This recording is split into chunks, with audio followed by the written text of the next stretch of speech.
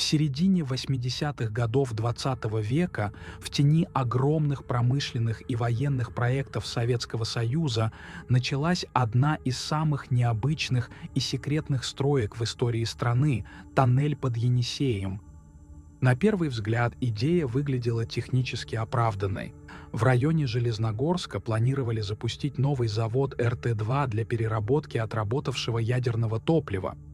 Для транспортировки отходов на специально выделенный полигон, расположенный на противоположном берегу, нужен был надежный способ их перемещения. Выбор пал на грандиозный проект — двухъярусный тоннель длиной более 2 километров, проложенный под дном мощной Сибирской реки. Нижний ярус предназначался для трубопроводов, по которым отходы должны были перекачиваться к месту хранения. Верхний — для проезда транспорта, обслуживающего комплекс. Это было решение, которое не имело аналогов в мире. Ни одна страна до того момента не пыталась построить столь крупный подземный переход под широкой рекой, совмещающий в себе и трубопровод, и автомобильный путь. Работы велись в обстановке строгой секретности. Даже в самом Железногорске, городе, закрытом для посторонних, о тоннеле знали единицы.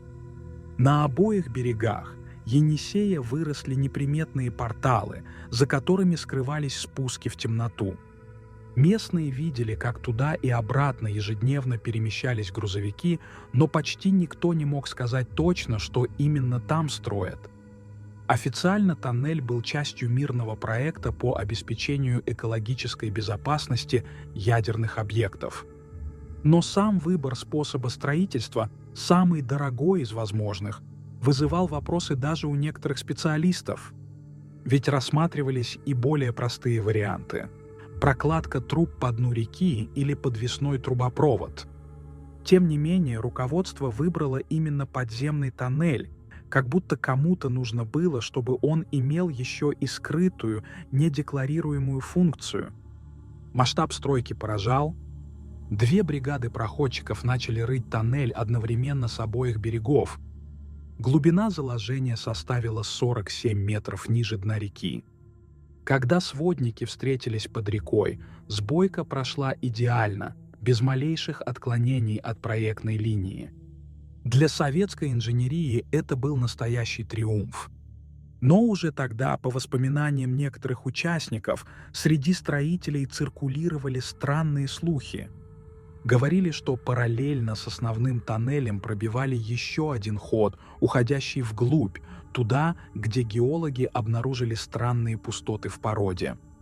Что это были за полости и почему их хотели исследовать? Официальных ответов нет до сих пор. А ведь именно эти пустоты и стали источником множества слухов, связанных с подземными аномалиями и тайными целями строительства. Тоннель под Енисеем родился как техническое чудо своего времени, но уже на этапе проектирования в нем было что-то большее, чем просто инженерное решение. Возможно, с самого начала его создавали не только ради отходов ядерного производства, но и ради доступа к чему-то, что скрывалось глубоко под сибирской землей. Ранее мы говорили о том, что тоннель под Енисеем кажется чем-то невозможным, почти легендой, пока не начинаешь разбираться в его происхождении. Чтобы понять, почему он появился, нужно вернуться на несколько десятилетий назад, в эпоху, когда в Красноярском крае кипела работа, о которой почти никто за пределами региона не знал. Железногорск, тогда носивший кодовое название Красноярск-26, был закрытым городом, полностью вычеркнутым с большинства карт. Попасть сюда можно было только по спецпропуску, а любая информация о нем считалась государственной тайной. Здесь, глубоко в гранитных недрах горы, работал горно-химический комбинат, один из ключевых объектов советской атомной программы. Он производил плутоний для ядерных боеголовок, перерабатывал облученный уран, а уровень секретности был столь высок, что даже члены семей сотрудников часто не знали, чем именно те занимались. В 70-е годы СССР решил построить здесь новый стратегический объект – завод РТ-2. Он должен был перерабатывать отработавшее ядерное топливо, причем с применением технологий, которые на тот момент считались передовыми даже по мировым меркам. Этот проект был задуман как символ научно-технического превосходства страны. Но у него была одна сложность. Переработанное топливо и отходы необходимо было перевозить на другой берег Енисея, где планировалось оборудовать подземное хранилище, надежно изолированное от внешнего мира. Так появилась идея создать уникальный подводный тоннель. По замыслу конструкторов он должен был состоять из двух ярусов. Нижний предназначался для трубопроводов, по которым транспортировались бы жидкие радиоактивные отходы, заключенные в герметичные бетонные лодки. Верхний служил бы транспортной магистралью для спецтехники.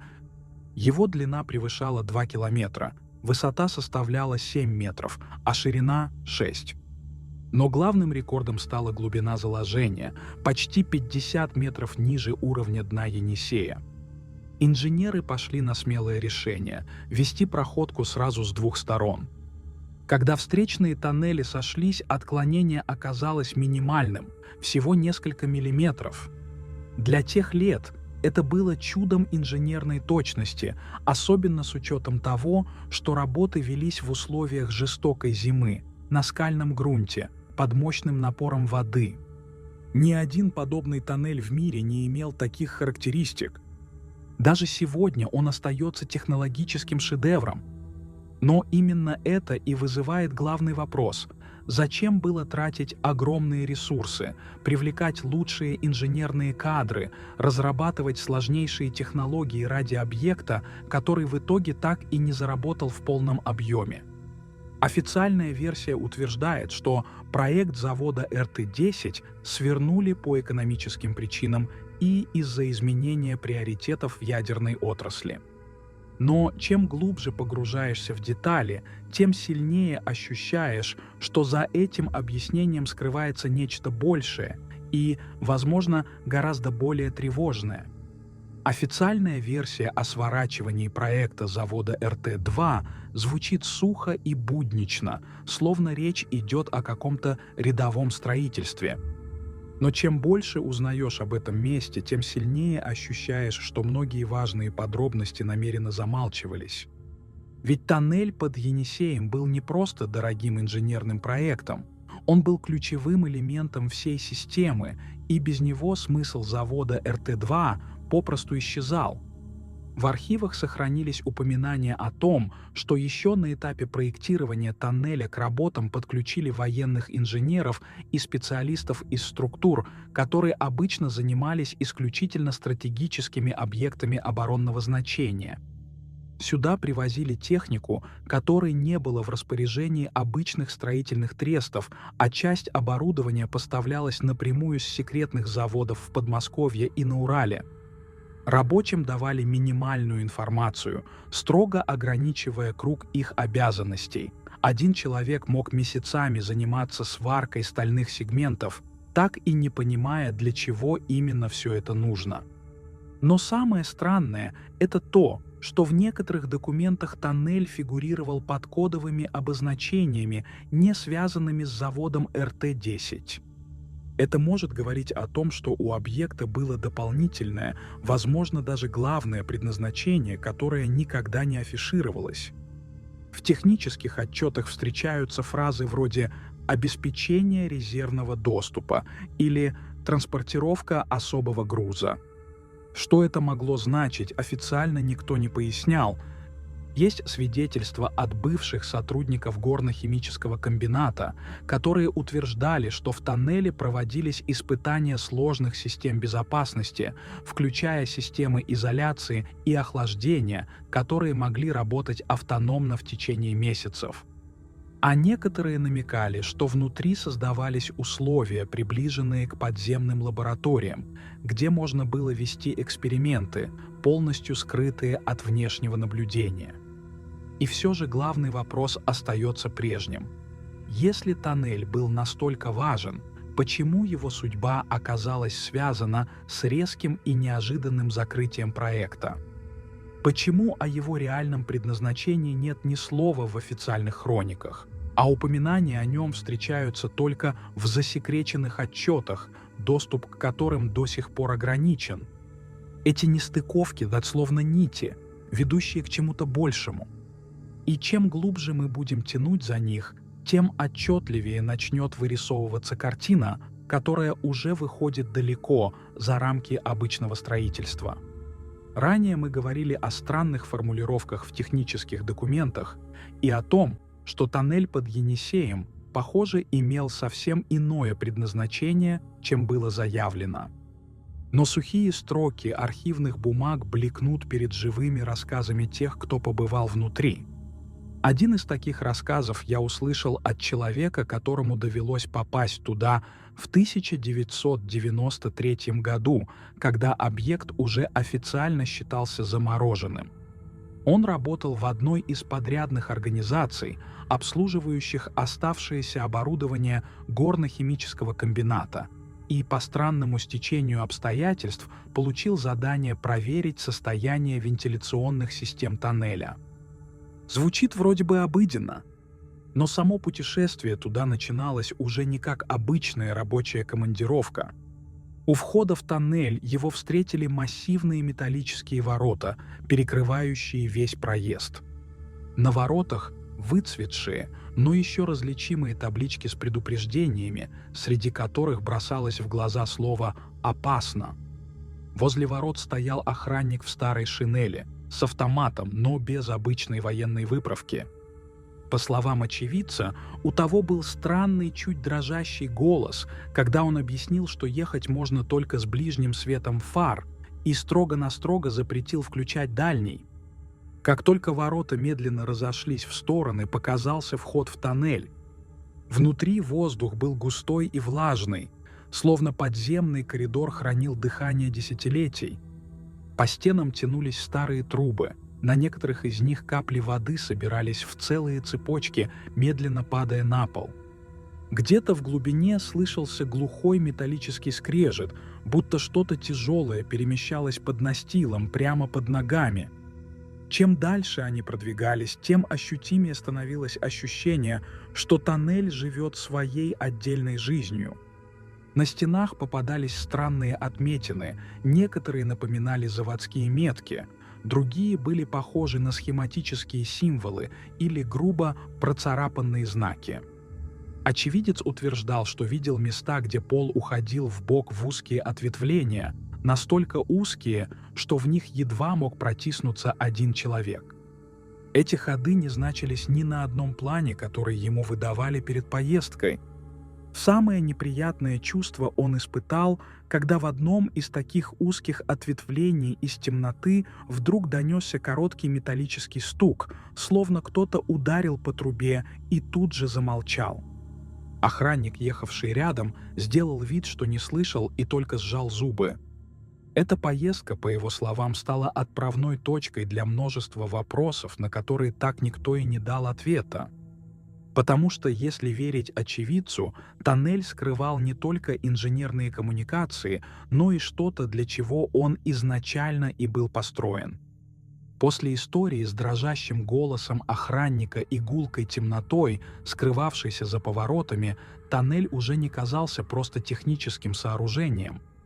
И именно в этот момент стоит вспомнить рассказ еще одного человека, бывшего строителя, который работал на объекте в конце 70-х годов, в период активного бурения и прокладки шахт.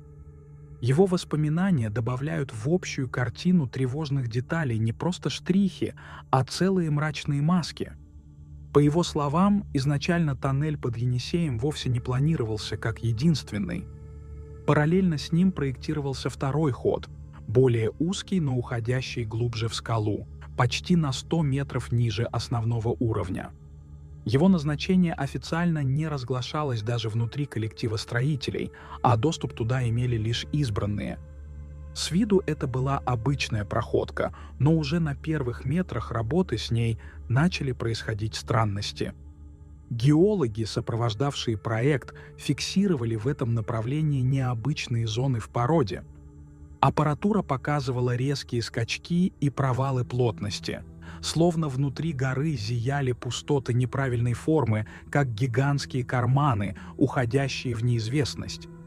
Когда Бур доходил до этих участков, начинались необъяснимые поломки. Сталь буров тупилась с невероятной скоростью, металлические части инструментов будто теряли прочность, ломались в руках.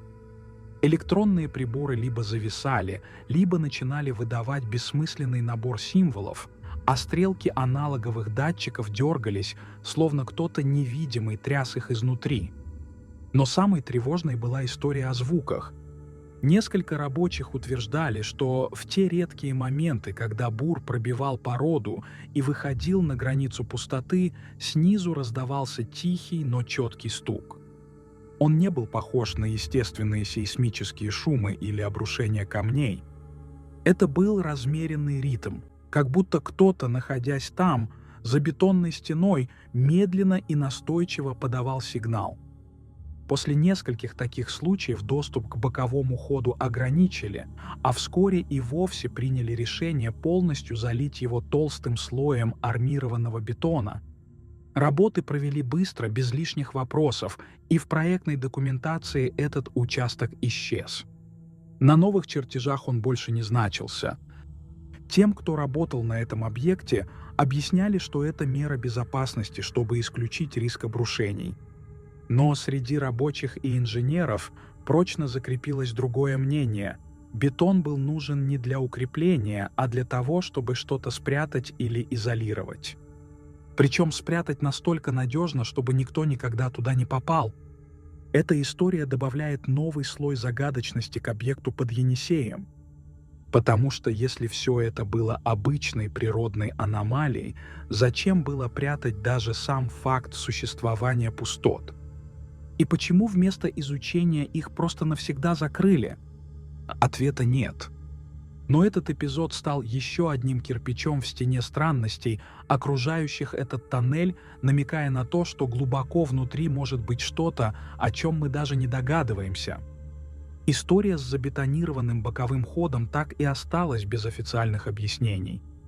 Власти молчали, инженеры уходили от прямых вопросов, а в местных архивах не появилось ни единой строчки, которая могла бы пролить свет на это решение. Но, как это обычно бывает, чем меньше официальной информации, тем больше догадок и пересказов. Со временем пустоту заполнили слухи, странные, противоречивые, но повторяющиеся с пугающей регулярностью. Где-то с конца 90-х годов стали появляться рассказы о загадочном транспорте, который по ночам пересекает тоннель. Легенда началась с рыбаков, которые ловили на Енисее в тихую безлунную ночь. Они заметили. Сначала издалека раздался едва уловимый гул, а потом из темноты показался длинный черный фургон. Свет фар был выключен, лишь слабые габаритные огни мерцали на фоне густого мрака. Машина двигалась необычно тихо, почти без звука, будто скользила по асфальту. Этот фургон, по словам очевидцев, никогда не задерживался у основного выезда. Иногда он исчезал в глубине тоннеля и не появлялся до самого рассвета. В других случаях останавливался на том самом участке, где, по воспоминаниям строителей, когда-то начинался боковой ход, теперь залитый бетоном. Что происходило дальше, оставалось загадкой. Света изнутри не было, дверцы никто не открывал, но спустя какое-то время фургон либо возвращался обратно, либо бесследно исчезал. Некоторые свидетели утверждали, что перед появлением фургона в воздухе ощущался легкий запах озона, как после грозы. Другие говорили о вибрации под ногами и странном давлении в ушах, как в самолете при наборе высоты. А самые впечатлительные клялись, что в эти минуты стрелки их часов начинали вести себя непредсказуемо. То убегали вперед на несколько минут, то, наоборот, отставали. Можно, конечно, списать это на воображение, но слишком уж часто совпадали детали в рассказах людей, которые никогда не встречались. Водители грузовиков, пересекавшие тоннель ночью, тоже видели этот фургон. Один из них, пожелавший остаться анонимным, Рассказал, что пытался обогнать загадочный транспорт, но сколько бы он ни прибавлял скорость, фургон словно отдалялся, оставаясь на одинаковом расстоянии. А потом просто растворился в темноте, хотя дорога была прямая, и мест для разворота не было. И что особенно странно, этот автомобиль никто не видел днем. Ни в городе, ни в окрестностях, ни на трассах. Он появлялся только ночью и только вблизи тоннеля. И всегда без номеров, без эмблем, с полностью затемненными стеклами. Вокруг этой истории родилась еще более широкая теория. Якобы тоннель под Енисеем – это всего лишь видимая часть гигантской подземной сети, созданной в советское время. Сеть, которая соединяет несколько засекреченных объектов в разных регионах страны. И фургон, возможно, перемещается по этой системе, доставляя грузы, о которых никто не должен знать. Что именно может быть настолько важным, чтобы его перевозили в таких условиях? Версий много. От перемещения секретных архивов до перевозки материалов, связанных с экспериментами, о которых сегодня лучше не говорить вслух.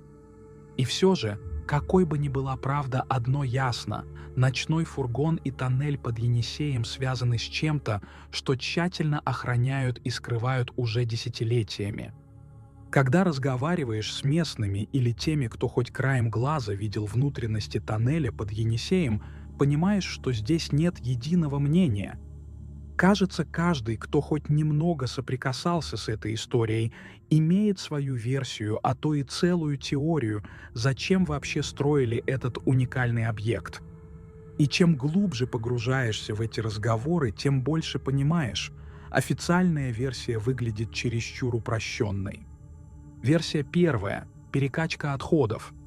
Официально тоннель создавался как транспортный канал для материалов на завод РТ-2, где планировалась переработка отработанного ядерного топлива. Сторонники этой гипотезы считают, что конструкция тоннеля идеально подходила бы для герметичной транспортировки радиоактивных отходов. Здесь была предусмотрена мощная вентиляция, особая изоляция стен и даже возможность полностью перекрывать секции в случае аварии. В теории это могло бы стать частью масштабной инфраструктуры по безопасному перемещению опасных веществ, что в эпоху Холодной войны было крайне важным. Но здесь же возникает вопрос: завод РТ-10 так и не заработал на полную мощность. Значит ли это, что тоннель так и не использовался по прямому назначению? Или же он все-таки применялся, но не для того, о чем говорили официально? Некоторые бывшие работники комбината намекали, что даже без полноценной работы РТ-2 тоннель мог использоваться для временного хранения или вывоза особо опасных материалов. Но куда и почему так тщательно скрывали этот маршрут? Версия вторая – запасной военный объект. Эта теория уже звучит куда более интригующе. В советские годы существовала четкая стратегия. В случае глобального конфликта, особенно ядерного, нужны были защищенные командные пункты, способные пережить прямое попадание боеголовки. И тоннель под Енисеем с его глубиной и инженерными параметрами идеально подходит под описание такого объекта. Подтверждений этой версии хватает. Во-первых, его строили с такой точностью и мощностью, что некоторые детали выглядят избыточными для просто транспортного коридора. Во-вторых, долгое время объект находился под военной охраной, а некоторые очевидцы видели военные конвои, проходившие внутри. Причем машины были полностью закрыты брезентом, так что невозможно было понять, что именно они везут. Слабое место этой версии – отсутствие прямых доказательств. В рассекреченных документах о ГАК и тоннеле нет ни слова о военной функции. Но стоит помнить, подобные сведения, если и существовали, могли быть засекречены на десятилетия, а то и навсегда. Особенно если речь шла о стратегическом резерве на случай войны. Версия третья – коридор к подземным бункерам и лабораториям. Эта версия самая любимая у любителей конспирологии, но и у нее есть свои факты.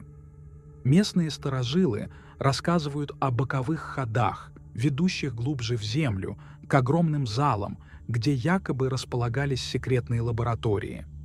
Есть и отдельные свидетельства от строителей, которые утверждали, что видели схемы, показывающие разветвленную сеть тоннелей, уходящих на многие километры. Подобные подземные комплексы строились в СССР, это факт. Взять хотя бы легендарное метро-2 в Москве. Так почему бы не предположить, что и здесь тоннель был частью чего-то гораздо большего, чем просто переход под рекой? Некоторые версии утверждают, что через эту сеть можно было попасть в исследовательские центры, куда привозили образцы горных пород, редких минералов, а возможно и что-то более необычное. В пользу версии говорят и рассказы о черном фургоне, который иногда въезжал в тоннель глубокой ночью, без фар, и исчезал в одном из боковых коридоров. Против – полное отсутствие фотографий и документов. Но разве можно ожидать, что подобный объект кто-то разрешит снимать? Версия четвертая. Доступ к аномальным геологическим образованиям – самая загадочная и противоречивая теория. Ее суть в том, что в районе строительства тоннеля геологи обнаружили подземные пустоты и образования, которые не укладываются в привычные научные описания. В некоторых отчетах, сохранившихся в архивах, упоминались аномальные магнитные поля, сбои в работе компасов и бурового оборудования, которое буквально глохло без причины. Сторонники этой гипотезы считают, что тоннель строили именно для того, чтобы получить доступ к этим зонам, возможно, с целью изучения или даже использования их уникальных свойств. Здесь уже начинается поле для фантазий. Одни говорят о редких минералах, которые могли быть стратегически важными, другие — о неких подземных процессах, которые могли заинтересовать военных.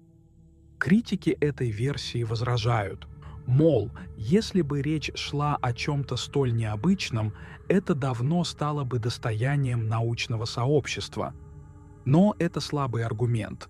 Многие научные открытия, сделанные в стратегически важных местах, никогда не публикуются в открытом доступе. Особенно если они касаются потенциальных военных технологий. Каждая из этих версий имеет право на жизнь. И в каждой есть что-то, что заставляет задуматься, зачем было вкладывать колоссальные ресурсы, строить на рекордной глубине, держать объект под охраной, а затем вдруг забыть о его существовании. И все же среди этих историй есть одна версия, которая выглядит наиболее правдоподобной. Не такая громкая, но куда более логичная и тревожная. В финальной части мы расскажем, что это за версия и почему она может объяснить, что на самом деле скрывается за бетонными стенами тоннеля под Енисеем. Чем глубже мы разбираем факты, тем отчетливее складывается приземленная, но сильная версия. Тоннель под Енисеем изначально задумывался как стратегический подземный объект двойного назначения. На фасаде безопасная перекачка жидких радиоактивных отходов к полигонам хранения для завода РТ-2. В тени защищенный подречный переход для людей, спецтехники и особо важных грузов между двумя берегами и, вероятно, доступ к скрытым подземным зонам вокруг Железногорска. Такая связка объясняет сразу все странности, от инженерной избыточности до упорной секретности и нынешнего полузабытия. Связь с Железногорском и ядерной инфраструктурой – ключ. Горно-химический комбинат, спрятанный в скальном массиве, производил и перерабатывал материалы, критичные для обороны. Любая надповерхностная коммуникация через широкую сибирскую реку уязвима. Мосты видимы и разрушимы, подвесы и дюкеры на виду, кабели и трубы по дну трудно защищать и контролировать. Тоннель, заложенный примерно на 47 метров ниже уровня дна, решал сразу три задачи. Первая – витринная. Безопасный трубопровод в бетонированных лодках, нижний ярус. Вторая – теневая, автономный герметизируемый проезд, верхний ярус, для редких, но критичных конвоев, когда нельзя светиться ни на воде, ни на берегу. Третья – аварийная, резервный защищенный коридор, который сохраняет работоспособность при внешних ЧС, от половодья до диверсий. Эта версия опирается на набор конкретных аргументов. Начнем с инженерии. Длина около 2176 метров, высота порядка 7 и ширина около 6 метров, двухъярусная схема, рекордная глубина под руслом и ювелирная сбойка с миллиметровыми отклонениями – это уровень капитального фортификационного сооружения, а не просто трубы в грунте. Из двух альтернатив – дюкер по дну и подвесной трубопровод – выбрали самый дорогой и самый скрытый способ, характерный ход для объектов, где важны скрытность, стойкость и контроль среды. Перекрываемые отсеки, мощная вентиляция, прокладка проводной связи вдоль стен вместо радио – все это больше похоже на требование устойчивости к внешним помехам и к ЭМИ, чем на рутину коммунальной ветки. Дальше режим. Стройка велась под грифом, часть документации закрыта до середины 21 века, объект долгое время физически охранялся, доступ дозировался. Если бы тоннель окончательно признали ненужным, за ним не держали бы постоянного баланса, обслуживания и пропускного режима, а официальное решение о консервации и демонтаже давно легло бы в открытый оборот. Вместо этого мы видим иной паттерн, формально не используется по назначению, практически живет тихой, но не нулевой жизнью. И даже мирные попытки придумать новое применение – лыжная трасса, гидропоника, сырное созревание – так и остались идеями, характерная судьба для объекта, чья истинная полезность находится вне публичной повестки. Есть и поведенческие маркеры эксплуатации, как резервного коридора, редкие ночные проезды, отсутствие маркировки у техники, локальные окна доступа, запрет на дальний свет, официально пыль, технологически еще и вопрос светомаскировки и рассеивания. Крутые уклоны, из-за которых тоннель не соответствует категории дорог общего пользования, парадоксальным образом играют не против, а в пользу узкого назначения. Массовый транспорт здесь и не задумывался, зато низкочастотные закрытые конвои вполне. С боковыми ходами и пустотами все тоже объяснимо в рамках двойного назначения. Вокруг подгорных комбинатов часто существовали служебные штреки, технологические камеры, отстойники, вентиляционные и дренажные обходы. Любой аномальный участок, нестабильная порода, полости, водообильные зоны на критической глубине проще не исследовать до конца, а загерметизировать и вывести из контура. Именно это и делают, когда нижний ярус проекта заливают толстым слоем бетона и вычищают из финальных схем. Это не обязательно тайна тайн, это безопасность и нормативная рутину фортификационного строительства, доведенная до крайности. Параллели с другими закрытыми объектами СССР усиливают правдоподобие.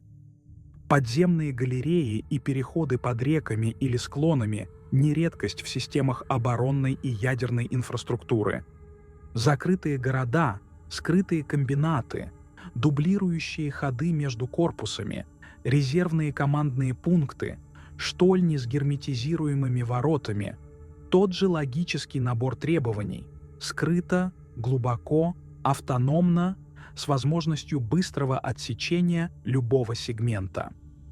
Тоннель под Енисеем идеально попадает в этот профиль.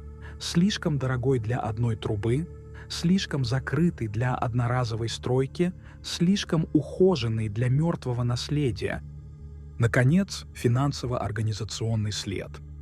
К моменту сапожной заморозки комплекса уже освоены сотни миллионов долларов, инженеры добились беспрецедентного качества работ, а город и комбинат продолжили жить. В такой конфигурации стратегические элементы инфраструктуры обычно не забывают, а переводят в режим тишины, убирают витринную составляющую, завод, РТ-2, оставляя в строю то, что действительно нужно – защищенный подземный канал, готовый к редким, но критичным миссиям. В публичной повестке это удобнее всего оформить как непригоден для общего транспорта и не используется по назначению. Шум вниз, готовность вверх. И, возможно, именно эта версия о стратегическом подземном объекте двойного назначения и есть та самая официальная логика, которой пользовались строители и военные. Она объясняет и технические параметры, и уровень секретности, и странную ненужность тоннеля в наши дни. Но, как это часто бывает с объектами, рожденными в недрах эпохи закрытых городов и секретных проектов, мы никогда не сможем сказать наверняка, насколько полно она отражает реальность. Может быть, все действительно так просто и прагматично. А может, за бетоном и сталью прячется еще что-то, о чем знают лишь те, кто спускался туда без свидетелей. И пока тоннель остается закрытым для посторонних, у нас останется и то редкое чувство, ради которого мы и ищем подобные истории. Ощущение, что мир хранит больше тайн, чем мы способны себе представить.